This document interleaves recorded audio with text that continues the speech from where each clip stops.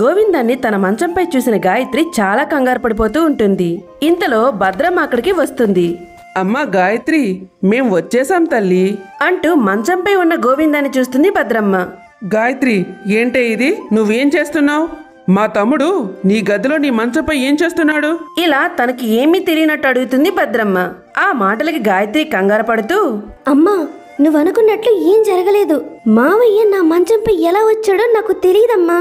ఆపవే గాయత్రి, నీకు తెలియకుండా మా తమ్ముడు నీ గదిలోకి ఎలా వస్తాడు? ఎరా గోవిందం, లేవరా. అక్క మాటలు వింటూ కూడా పడుకున్నట్టు నటించిన గోవిందం లేచి, అక్క, నువ్వా? అప్పుడే పెళ్లి నుండి వచ్చేసావా? అదేంటి మధ్యాహ్నం వరకు రావని చెప్పింది గాయత్రి? ఆ మాటలు విన్న భద్రమ్మ, ఏంటి మేము మధ్యాహ్నం వరకు రామని నీకు గాయత్రి చెప్పిందా? అసలు నువ్వు గాయత్రి గదిలో తన మంచంపై ఏం చేస్తున్నావురా? అక్క, అది గాయత్రి చెప్పు, నాకు భయంగా ఉంది. ఆ మాటలు విన్న గాయత్రి కంగారు పడుతూ, మావయ్య, ఏం మాట్లాడుతున్నావు? అమ్మా, మావయ్య అన్ని అబద్ధాలే చెప్తున్నాడు. తను నా గదిలోకి ఎలా వచ్చాడో నాకు నిజంగానే తెలియదమ్మా. మీ ఇద్దరికీ తెలియపోతే ఇంకెవరికి తెలుస్తుంది? నాకా? ఉండు, ఎవరికి తెలుసో మీ నాన్నే తెలుస్తాడు. ఏమండి, ఏమండి, ఇలా రండి అంటూ తన భర్త అనంతరావుని పిలుస్తుంది భద్రమ్మ. దీంతో అనంతరావు అక్కడికి వస్తాడు. ఏంటే భద్ర, ఏమైంది? అవును, గోవిందం ఎప్పుడు వచ్చాడు? అసలు ఎందుకు వచ్చాడు? నన్ను అడుగుతారేంటి? ఆ మాట తమరు కూతుర్ని అడగండి. భార్య మాటలకు ఆశ్చర్యపోయిన అనంతరావు, ఏంటి గాయత్రిని అడగాల? అమ్మా గాయత్రి, ఏం జరిగింది తల్లి? నాన్న, నాకు నిజంగా ఏం తెలియదు నాన్న. నేను ఉదయం లేవగానే మావయ్య నా మంచంపై ఉన్నాడు. ఇప్పుడు అమ్మ అడిగితే అన్ని అబద్ధాలే చెప్తున్నాడు. గాయత్రి మాటలు విన్న అనంతరావు, ఏంటి, నీ మంచంపై గోవిందం ఉన్నాడా? ఏరా గోవిందం, నీకు ఎంత ధైర్యంరా నా కూతురు గదిలోకి దూరి తన మంచంపైనే పడుకుంటావా? ఈ రోజు నీ అంతు చూస్తారా గోవిందం అని అనంతరావు కోపంగా అంటాడు. దీంతో భద్రమ్మ, ఏంటండి మీరు ప్రతిదీ నా తమ్ముడిదే తప్పని మాట్లాడతారు? పచ్చకామర్లు వచ్చినోడికి లోకమంతా పచ్చగా కనిపించినట్లు తప్పు అనగానే నా తమ్ముడే కనిపిస్తున్నాడా మీకు? నీ కూతురు గదిలో తన అనుమతి లేకుండా మనం లేని సమయంలో నా తమ్ముడు ఏం చేస్తున్నాడు? అది ఆలోచించరేంటండి మీరు? ఊరికే నా తమ్ముడినే అంటున్నారు. ఏం జరిగిందో మీ కూతుర్ని కూడా అడగండి. అవును బావా, నేను నా అంతటి గాయత్రి గదిలోకి రాలేదు. తను మీరు పెళ్ళికి వెళ్తున్నారు, రేపు మధ్యాహ్నం వరకు రారు, మనం ఇద్దరమే ఉండవచ్చు మావయ్య అని పిలిస్తేనే వచ్చాను బావా. ఇందులో నా తప్పేం లేదు. ఆ మాటలు విన్న గాయత్రి, నాన్న, మావయ్య అన్ని తప్పుగా చెప్తున్నాడు. నేనసలు మామయ్యని పిలవలేదు. తను నా గదిలోకి ఎలా వచ్చాడో నాకు అసలు తెలియదు నాన్న. దేవుడి సాక్షిగా చెప్తున్నాను, నన్ను నమ్మండి నాన్న. ఏరా గోవిందం, నాటకాలు ఆడకు. నీతో పెళ్లికి వద్దు అని చెప్పిన పిల్ల ఎవరూ లేని సమయంలో నిన్ను రమ్మని పిలిచిందా? అది నేను నమ్మాలా? మర్యాదగా నిజం చెప్పరా గోవిందం. ఆ మాటలకి భద్రమ్మ, సరే, నా తమ్ముడే తప్పు చేశాడనుకుందాం. అయితే రాత్రి మనం పెళ్లికెళ్ళామనే సంగతి వాడికెలా తెలిసింది? పోనీ నేనే చెప్పామనుకుందాం. రాత్రంతా గోవిందం తన గదిలో ఉంటే గాయత్రి ఎందుకు ఊరుకుంది? నేనిప్పుడు వచ్చేసరికి వాడు ఆ మంచంపై పడుకొని ఉన్నాడు. అలా వాడు పడుకుంటే గాయత్రి ఎందుకు అరవలేదు? సినిమాకు రమ్మన్నాడని ఇల్లంతా పీకి పందిరి వేసింది. అలాంటి పిల్ల రాత్రంతా వాడు తన గదిలో ఉంటే ఏం చేస్తోంది? అమ్మా, నిజమమ్మా. మామయ్య ఎలా వచ్చాడో నాకు అసలు తెలియదు. గాయత్రి, ఆపవే. ఇంకా చేయాల్సిందంతా చేసి మళ్ళీ దబాయిస్తున్నావు. ఈ మాట ఊరంతా తెలిస్తే మన పరువేం కావాలి? ఈ మాట ఊరంతా తెలిస్తే ఇంకా దీనికి పెళ్ళవుతుందా? ఇంకా ఎవరు చెప్పినా వినేది లేదు. త్వరలోనే గాయత్రికి గోవిందానికి పెళ్లి జరుగుతుంది. దీన్ని ఎవరూ ఆపలేరు. భద్రమ్మ మాటలు విన్న అనంతరావు ఏమీ అనలేక అక్కడి నుండి వెళ్ళిపోతాడు. చూసావటే, నువ్వు చేసిన పనికి మీ నాన్న తల ఎత్తుకోలేకపోతున్నాడు. ఎంత బాధపడుతున్నాడో. ఇంకా ఏ పిచ్చి పిచ్చి ఆలోచనలు పెట్టుకోకు. త్వరలోనే నీకు మీ మేనమామకి పెళ్లి. సిద్ధంగా ఉండు అని భద్రమ్మ అక్కడి నుండి వెళ్ళిపోతుంది. తన వెనకాలే గోవిందం కూడా వెళ్ళిపోతాడు. తన తల్లి మాటలకు గాయత్రి చాలా బాధపడుతూ ఉంటుంది. ఇలా కొంతకాలం గడిచింది. అమ్మా గాయత్రి, నువ్వు 10వ తరగతి పరీక్షల్లో జిల్లాకే ఫస్ట్ వచ్చావమ్మా. నాకు చాలా సంతోషంగా ఉంది. మాస్టారు మాటలు విన్న గాయత్రి చాలా బాధగా, అవునా మాస్టారు? అదేంటి తల్లి, అంత నెమ్మదిగా అవునా అని అడుగుతున్నావు? ఏమైందమ్మా, నీ ఆరోగ్యం బాగాలేదా? ఆ మాటలకి భద్ర, ఇప్పుడు ఫస్ట్ వచ్చి ఎవరిని ఉద్ధరించాలి? మాస్టరు, ఇకపై గాయత్రి చదువును ఆపేస్తోంది. ఆ మాటలు విన్న మాస్టారు ఆశ్చర్యంతో, ఏంటి, తన చదువుని ఆపేస్తున్నారా? తను చాలా బాగా చదువుతుంది. బాగా చదివిస్తే మంచి ఉద్యోగం వస్తుంది. తన జీవితమే బాగుంటుంది. ఆ మాటలకి భద్రమ్మ కోపంతో తను చదివి ఉద్ధరించిన చాలు. ఆడపిల్లని ఎలా చూసుకోవాలో మాకు తెలుసు.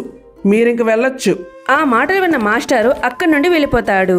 అలా వెళ్ళిపోయిన మాస్టారు కావ్య దగ్గరికి వెళ్తాడు.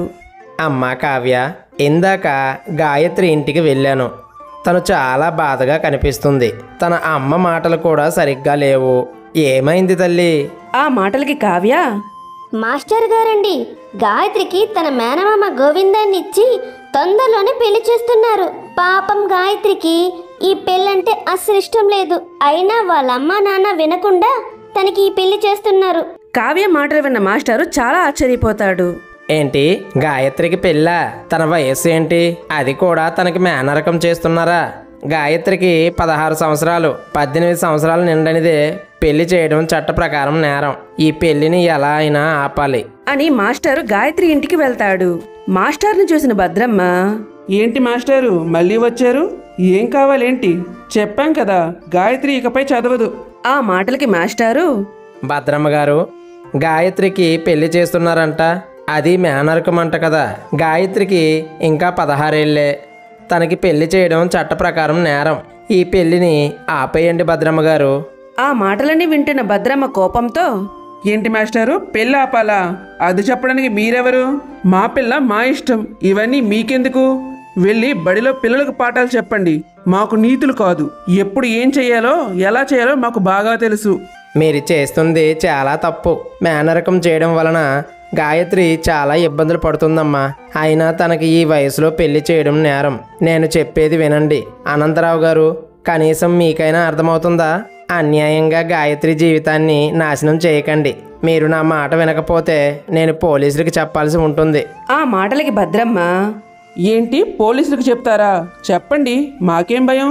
మేమేం నేరాలు ఘోరాలు చేయడం లేదు. మా కూతుర్ని మా తమ్ముడికిచ్చి పెళ్లి చేసుకుంటున్నాం.